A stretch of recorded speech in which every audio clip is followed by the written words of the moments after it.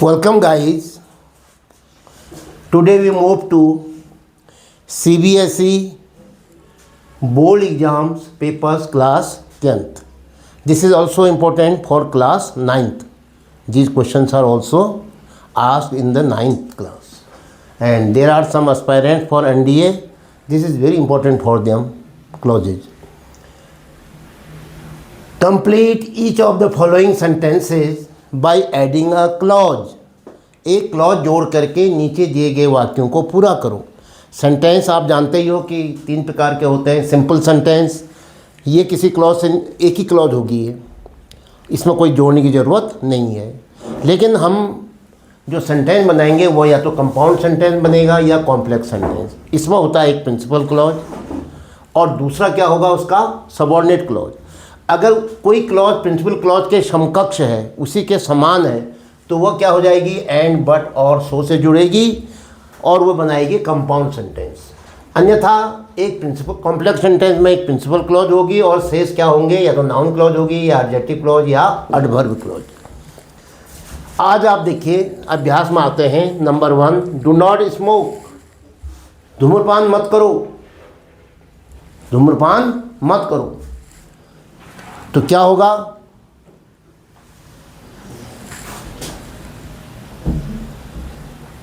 Sentence, ये तो principal clause दे दिया आपको. मैं लिख देता हूं इसको, आपके समझने के लिए आसान हो जाएगा. Do not smoke. एक सेंटेंस और आना है इसमें, एक क्लॉज आनी है, एक क्लॉज इसमें और आनी है. Do not smoke. क्यों, कंडीशन क्या है, इफ. अब तुम कहोगे साहब इसको करते हैं do not smoke you will fall ill. भाई प्रिंसिपल क्लॉज इसमें सबऑर्डिनेट तो कुछ आया नहीं. अब यहाँ पर कंडीशन से बनाते हैं. Do not smoke if you want to be healthy. अगर आप स्वस्थ होना चाहते हो, अगर आप स्वस्थ रहना चाहते हो. If you want a healthy life, अगर आप एक स्वस्थ जीवन चाहते हो, धूम्रपान मत करो जीवन में. तो ये तो एडवर्ब क्लॉज तो ऐसे बनना है. अगर आप कहोगे साहब इसका कंपाउंड बनाओ, डू नॉट स्मोक, धूम्रपान मत करो, बल्कि एडवर्ब क्लॉज और बता देता हूं मैं. Do not smoke unless you fall ill. आप बीमार पड़ जाओगे. क्या होगा, अनलेस यू फॉल इल. तो एडवर्ब क्लॉज से अच्छा बनना है. कंपाउंड से देखो, डू नॉट स्मोक अदरवाइज, अन्यथा यू विल फॉल सिक, आप बीमार पड़ जाओगे. दोनों ये बना रहा आप कंपाउंड से, इन्हीं कोऑर्डिनेट क्लॉज से ही बनना है. Do not smoke unless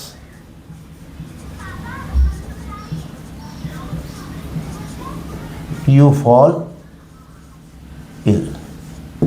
Unless you fall ill, आप बीमार पड़ जाएंगे.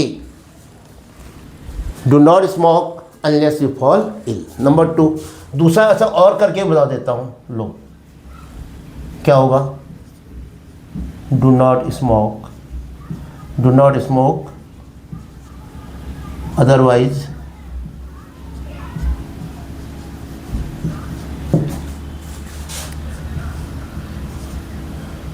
you will fall sick. आप बीमार हो जाएंगे, आप बीमार पड़ जाएंगे. मैं 2 तरीके से बता दिया आपको ये. लेकिन ये बनाएगा कंपाउंड सेंटेंस, ये क्योंकि कोऑर्डिनेट क्लॉज है, और ये बनाएगा एडवर्ब क्लॉज है, तो ये बनाएगा कॉम्प्लेक्स सेंटेंस. दूसरा, if you work so too much, ये प्रिंसिपल क्लॉज है. If you work too much. Too much means अत्यधिक. यदि आप अत्यधिक काम करते हैं. If you work too much, ये इफ से शुरू हो रहा है, एडवर्ब क्लॉज ऑफ कंडीशन. तो यहाँ मैं कॉमा लगा देता हूँ. तो क्या होगा, if you work too much क्या हो जाएगा, you will be weak. You will fall ill, you will fall sick, you can't maintain your health. दूसरा अच्छा ये रहेगा, if you work too much, अगर आप अत्यधिक काम करते हो क्या होगा, यू विल गेट, बोलो, एक्स्ट्रा वेजेस। अगर आप अत्यधिक कार्य करते हो तो आपको एक्स्ट्रा वेजेस मिलेगी। थोड़ा सकारात्मक बात है, नहीं तो हम क्या लिखते हैं, अगर तुम अत्यधिक काम करते हो आप बीमार पड़ जाओगे, आपका स्वास्थ्य खराब हो जाएगा, और मैंने लिख दिया आपको अतिरिक्त वेजेस मिलेगी। कब, अत्यधिक काम, बहुत ज़्यादा काम करने पर। तो अगर आपको लगता है साहब नहीं, यू विल फॉल इल, या you will lose your health,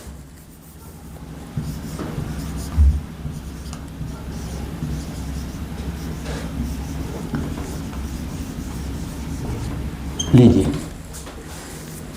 तो ये क्या हो जाएगा, you will lose your health principal clause, if you work too much verb clause of condition.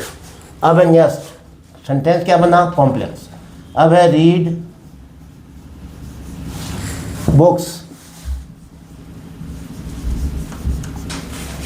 Read books, किताबें पढ़ो, read books.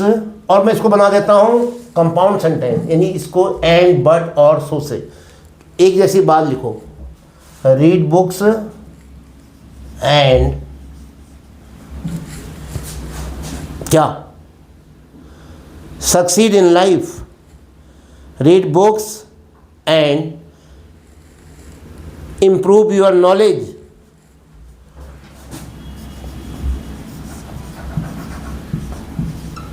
improve your knowledge।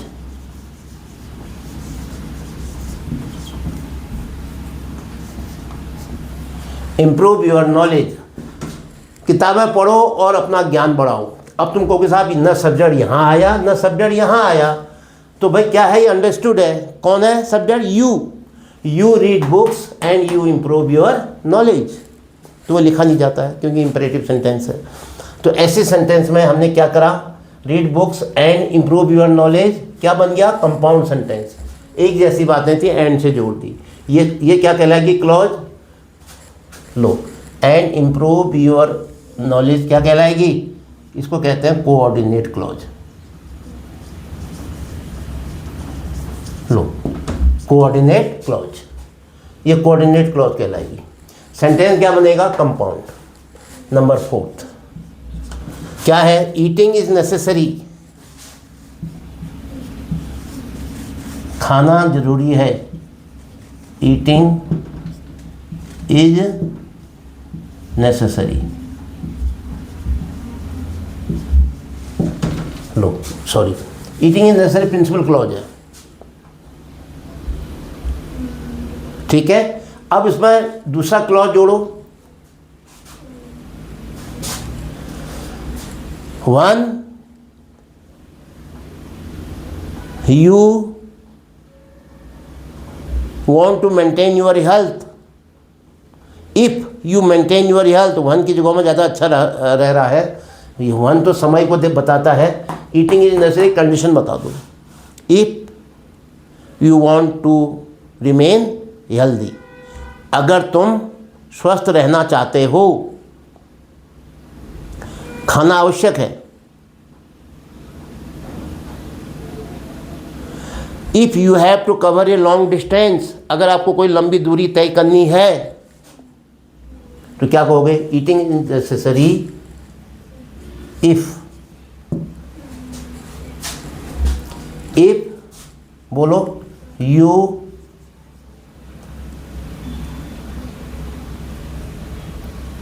Maintain your health.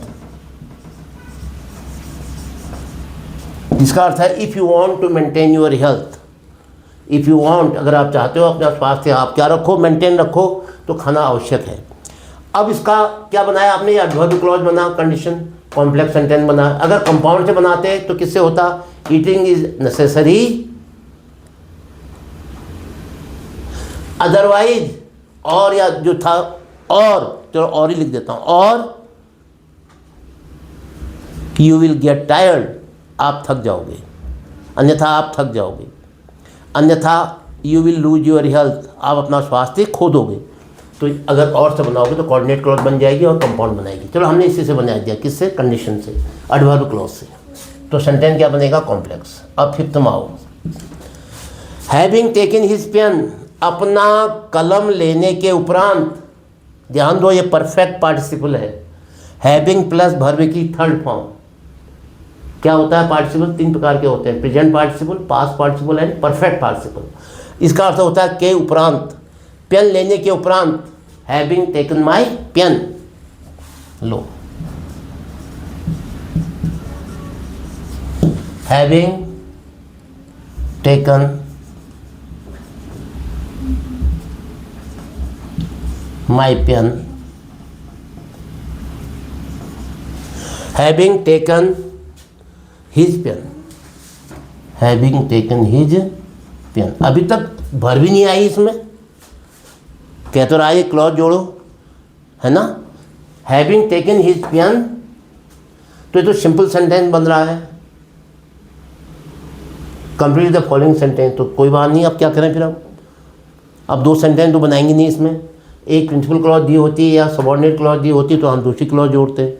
ये simple sentence बन रहा है, ऐसा भी आता है एग्जाम में, देख लीजिए अब आप। अपना कलम लेने के उपरांत, अभी तक वर्ब नहीं आई है, सब्जेक्ट भी नहीं आया है, ही went to his office, he went to his class, he went to his class। कहीं पर भी अभी ये ना कंपाउंड सेंटेंस बन सकता है ना कॉम्प्लेक्स, क्योंकि इसमें क्रिया एक ही है, ये सब्जेक्ट है ही और ये वेंट वर्ब है। बस जब एक ही क्रिया और एक ही वर्ब होती है, एक ही सब्जेक्ट और एक ही क्रिया वर्ब होती है, तो वह सेंटेंस सिंपल सेंटेंस होता है। ये वाला सेंटेंस बन गया, सेंटेंस पूरा करो कह रहा है, एडिंग ए क्लॉज। अब हमने क्या करा, इसमें ही वेंट टू हिज क्लास लिख दिया, क्लॉज तो जुड़ गई इस भाग में, इस टुकड़े में। ये फ्रेज था, हैविंग टेकन हिज पेन, अपना कलम लेने के उपरांत, केवल परफेक्ट पार्टिसिपल दिया था हमको, तो हमने लिख दिया, इसको सिंपल बनाते हैं। ये सेंटेंस विशेष प्रकार का आ गया, इसको नोट कर लेना। नंबर 6, माई फादर ऑर्डर्ड मी, देखो यहाँ पर फादर भी है, माई फादर भी है, ऑर्डर्ड भी है, वर्ब है और सब्जेक्ट है, ये एक क्लॉज है। और ये कैसा क्लॉज है, प्रिंसिपल क्लॉज है। इसको मैं लिख ही लेता हूँ पहले, माई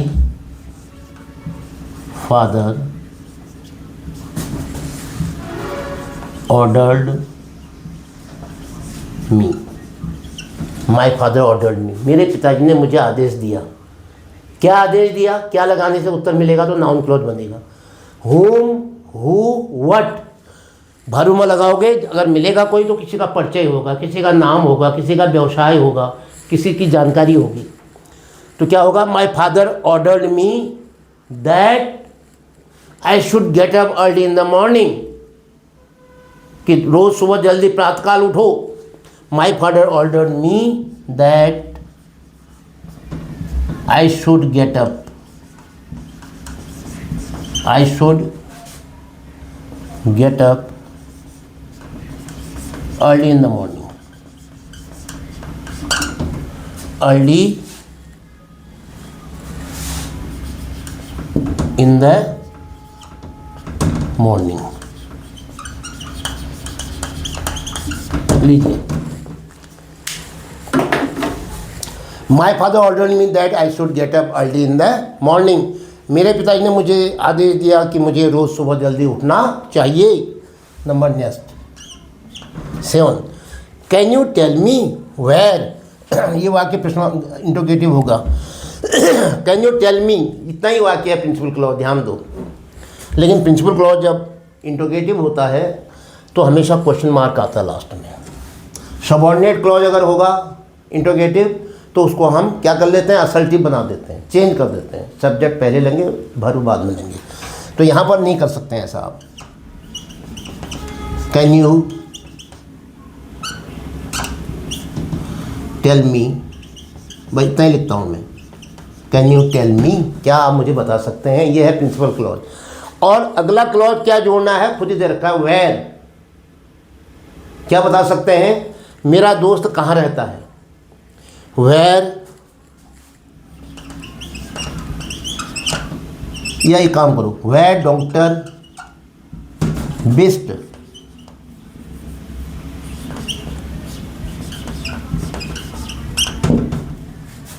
लिव्स, क्वेश्चन मार्क। डॉक्टर की जरूरत पड़ गई, can you tell me where doctor Bisht lives, doctor Bisht कहाँ रहते हैं, क्या आप मुझे बता सकते हो। अब क्या तुम मुझे बता सकते हो, क्या बता सकते हो कि डॉक्टर बिस्ट कहाँ रहते हैं, वेयर से नाउन क्लॉज बन गया यहाँ पर। या फिर क्या बना सकते हो, एडवर्ब क्लॉज ऑफ प्लेस बन गया। दो चीज़ें बन रही हैं, कोई भी चीज़ है, कोई फर्क नहीं पड़ता है। सेंटेंस क्या कहलाएगा, कॉम्प्लेक्स सेंटेंस। चाहे इसको नाउन क्लॉज भी कह सकते हैं और इसको एडवर्ब क्लॉज ऑफ प्लेस भी कह सकते हो। तो ऐसी स्थिति में आपने क्या किया, एक क्लॉज ऐड करके एक मीनिंगफुल सेंटेंस बनाया।